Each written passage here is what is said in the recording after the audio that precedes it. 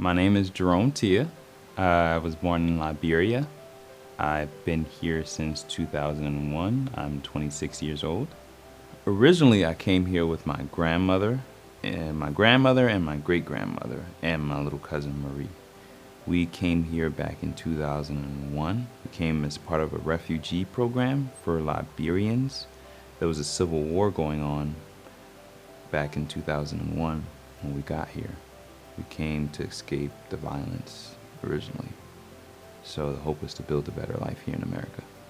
What it was like when I came here as a little kid, it was very different. I do remember being on the plane and trying soda.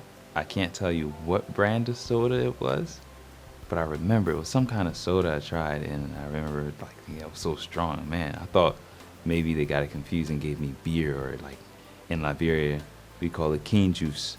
They gave me like alcohol or something like that. So as a kid, I thought maybe that's what it was, since they would never give me alcohol. But I do remember it being in school. I remember we were in apartments in Reisterstown area, and we were there for a while, and then eventually I got to school. So I was in first grade, and it was quite a different experience for me. I thought when I saw black people, it automatically meant that, those are my friends. They look familiar because everybody's black in Liberia. So it's like the more familiar thing. So I thought I would be accepted and I would go have fun, play with them, make new friends, blah, blah, blah. But I was told pretty quickly I have a really thick accent. It was really bad. So kids would make fun of me because of it.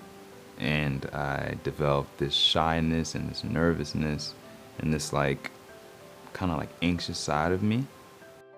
As an adult, my experience with the stigma of immigration has been different in some ways and the same in some ways. There's a lot of misconceptions about immigrants. They believe that when immigrants come here, some people, that you get put up in this wonderful house and you get free money for years and you pretty much live it up for years and don't have to work. That's not the case. You come here with nothing. You're starting your entire life from scratch. You're given the bare minimum, and you have to work dead-end jobs. You have to work minimum wage jobs that most people don't want to work just to make it. And it takes years of that before you get anywhere. I mean, I remember my family just trying to get a car. That took years of working just to get a car, a hoopty.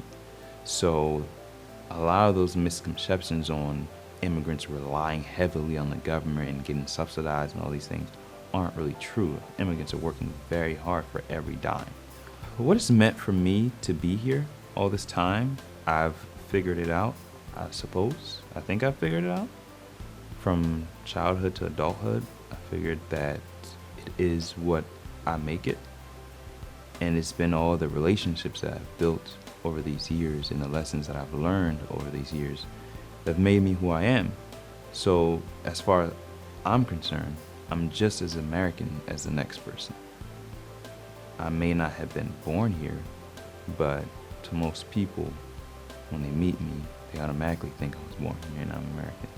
So as far as I'm concerned, the distinctions and the lines that we draw around immigrants and each other really start to fade away once you start to learn and know the person. If I wasn't here, I could only imagine what would have happened, what my life would be now. So I think that I'm here because I'm supposed to be here. I'm here because God had a better plan for my life.